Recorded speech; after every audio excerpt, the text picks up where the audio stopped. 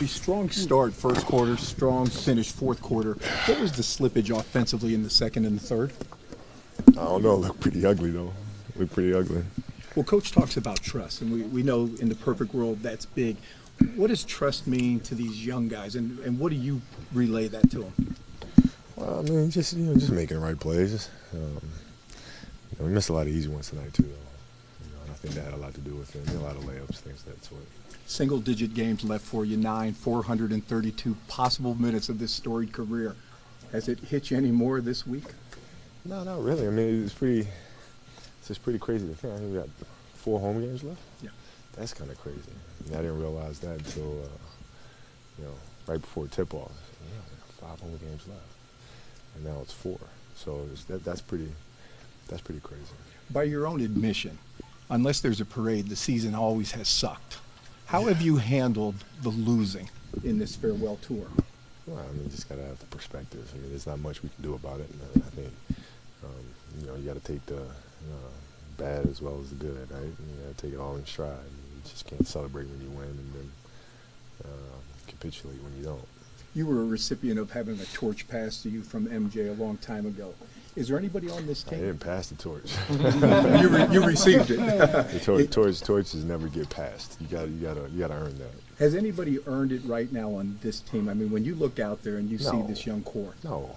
Well, not to the face of the NBA, but to lead this team.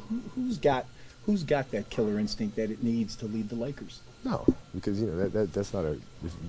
If you have to ask that question, the answer is already there. Those are things you don't have to ask. Those things just happen. Well, let me ask you this then. The eye test for most NBA players, it's easy. From your perspective, what do you have to have inside to be a great one? That's tough. I mean, because everybody's different. Everybody's different and manifests itself in different ways. And I think at the core of us all, though, it's the kind of that competitive drive and the obsession about the game. You don't have to give me a name, but you've watched a couple NCAA tournament games in person. What type of player do you want the Lakers to draft and to bring in here post-Kobe? A franchise player. Those aren't easy to find, but this is a Laker organization, and this is what we expect here. So, it is what it is. Kobe, Don Black just told us this might be the last interview at your locker here. Are you gonna miss any of this press? I can't even see you. Am I going to miss any of this? Probably, maybe. Yeah, I think I've done a lot of interviews here, standing in front of this locker, and the one that I always remember is the night I ruptured my Achilles, and so I mean, I'll miss standing here and watching you guys elbow each other and all that fun stuff. Did you make it to your locker that night, or wasn't it over by the trainer's room? No, I made it here.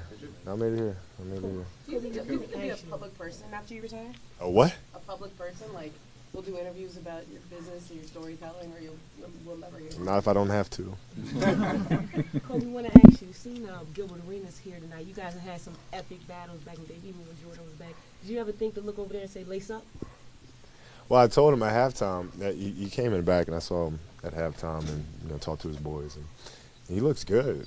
I told him, like, you ready to play? And he said, no, I'm just playing pickleball, at the local health club. I told him I'd come down and join him over the summertime and stay in shape. Kobe, 9 games left in the opus for the Mamba, and yet day after day, night after night, still training your heart out. Is that really the true legacy that you will bring to the young bloods of this league? Well, I think it's just the commitment to the craft and, just the nonstop work and, dedication that it takes to play this game. Are you going to play every game the rest of the season? Try. So to answer your question, yes, unless something drastic happens, God forbid. You were visited by John Wall? Say again? You were visited by John Wall in the change room? Yeah. Can you share anything at all? You come to get his shoe signed? And Just talking, man. Just talking, just catching up. He's, they got a nice push to make the playoffs here. I think there's like 1 game out we were talking about. Just catching up, man. I've known these guys for a long time, and so just catching up. How's that feel, though, that every game at this point, guys are coming to track you down? It's great, man. It's great, because they know. I mean, doing competition, in previous years, I wouldn't even. There's no time for that. Now it's different. You get a chance to catch up and talk, and give some advice and things like that. You're a businessman. How many pair of shoes do you think you've? Yeah, you're a businessman and calculated. How many pair of shoes have you given away and signed? Give me a guesstimate. Probably around 30 or so. Cool. What's the standard for that? Like, is it anybody who asks, or is it people you want to? You want some? Is it somebody you have a specific message for, or what's? No, generally guys that got the cojones to ask, I give it to them. Hey, Kobe, you managed to I got not get. plenty of them back there. So it's not not gonna run out, so it's all You good. managed not to get any technicals at all yet. What's your read on that? How you been able to? For what? What am I getting a tech for? I mean, it's. Just get one for the road. I mean, where am I going to be? We're not making the playoffs. It's not like what is there to be pissed about exactly? Is this the kinder, gentler Kobe? You used to come right up to that limit almost every year under. I'm still. It doesn't change. It just kind of evolves. It just evolves. I've always look around. Do you notice players wearing your shoe, and from when you started to now, you went through that phase where you were wearing Iverson's, Jordan, but when you look down and see players wearing your shoe, what is that like? Well, it means that we're creating product the right way. I mean, I've had, when Rajah Bell was clotheslining me in Phoenix, he was still wearing my shoes, and that speaks volumes because we really put a lot of work into it and making sure the shoes perform well, and they're the best shoes in the market performance-wise. And so when other players are wearing them, that's what it means to me. It means that we're doing something right, and we need to continue to do it. You said that our buddy gave you some credit for his performance on Saturday? Yeah. I did. I mean, it's a heck of a performance, man. He's a great player. Yeah, that's the kind of fault you want, I guess. But yeah, I mean, he looked phenomenal. How does he project at this level? What about his game do you think will make for a good NBA player? I mean, the same way he's playing in college is the same way I anticipate him playing in the league. Yeah, I mean, I don't think it's overly complicated. I think people tend to overthink players a lot, because it's try to nitpick. It's easy. Guy can play, he can play. It doesn't take a rocket scientist to figure that out. So he'll be just fine. Kobe, this is your last one in Utah tomorrow, isn't it not? It is, yeah.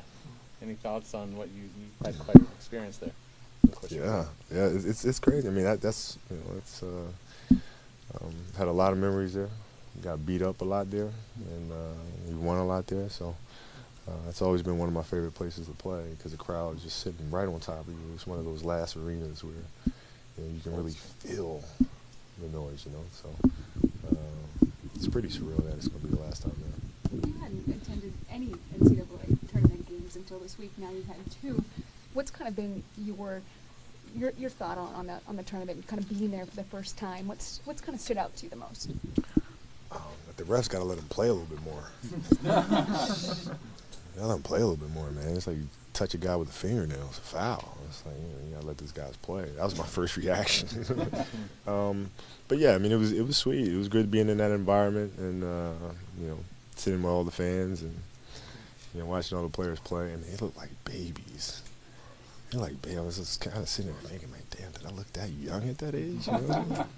But it was fun to watch. I was sitting behind you 2 rows, and I saw you get excited for a couple things. Yeah, with your Alabama shirt on, too. Yeah, right. But the Kobe dangerously, man. The Kobe pump fakes, the footwork. Yeah. Where is as you watch those 2 games in person, where is this college game in terms of fundamentals and footwork? Well, a couple of those players had some pretty good footwork. Brooks in Oregon was using his footwork pretty well and shooting pull-up shots in mid-range game, and Hill obviously. The guys look pretty damn good to me.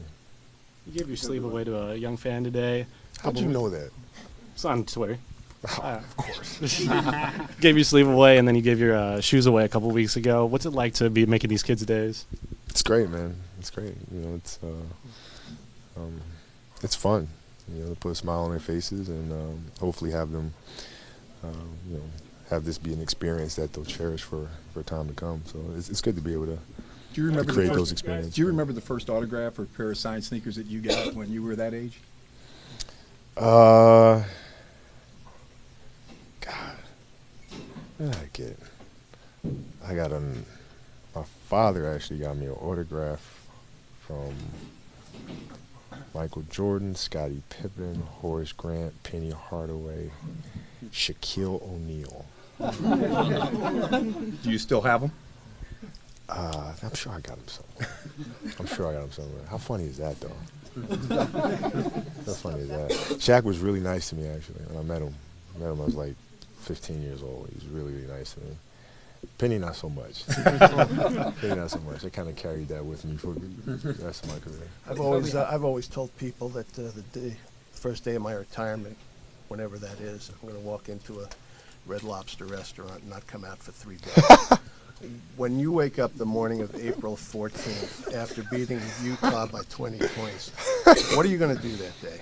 The first day of the rest of your life? Get my ass on the treadmill. I have to. Because if I don't start right away, if I don't get in the routine right away, then I'm going to start, it's going to be tough. What do you need to do that for? Just because I don't want to start slipping. Once you start slipping, man, it starts catching up, and then you're behind the 8 ball. So, I got to get up and get in a routine, I think. I think that's the most important thing, is start establishing a routine and go from there. So that's what I'll do. So treadmill. But I don't sleep, man. I wake up at like 5 in the morning every morning. So treadmill, then Red Lobster. Huh? Treadmill, then Red Lobster. Yeah.